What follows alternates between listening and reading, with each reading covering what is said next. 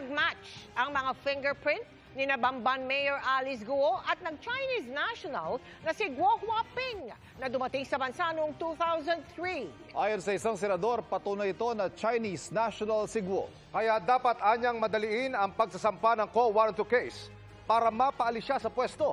Nakatutok live si Sandra Aguinaldo. Sandra.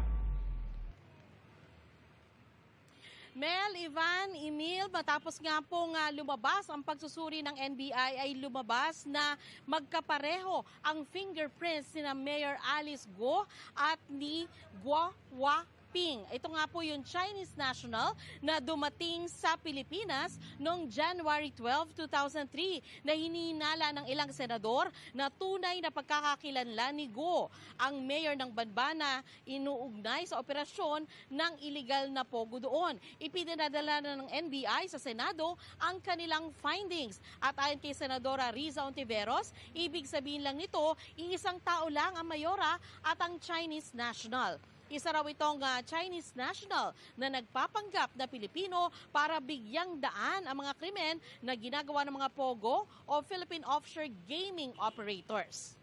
Insulto raw ito sa mga botante ng Banban, mga institusyon ng gobyerno at mamamayang Pilipino.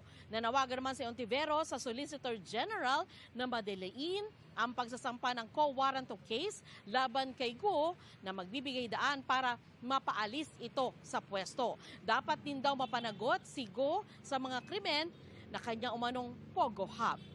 Nagpasalamat din si Ontiveros sa NBI sa mabilis na aksyon nito.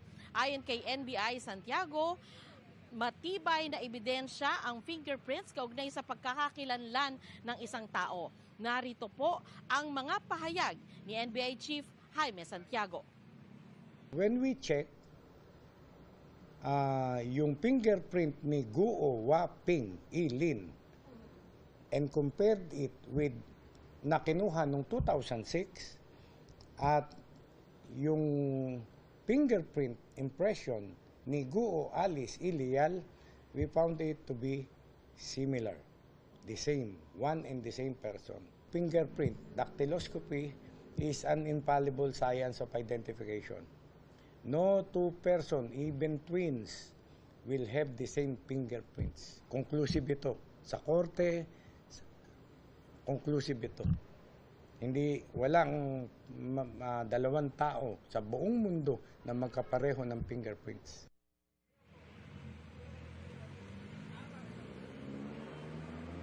Emil, ayon sa opisina ni Ontiveros, ang kinumpara po ng NBI ay alien fingerprint card ng Chinese national na si Guo Huaping mula sa NBI master files at ang files po ni Mayor Alice Guo.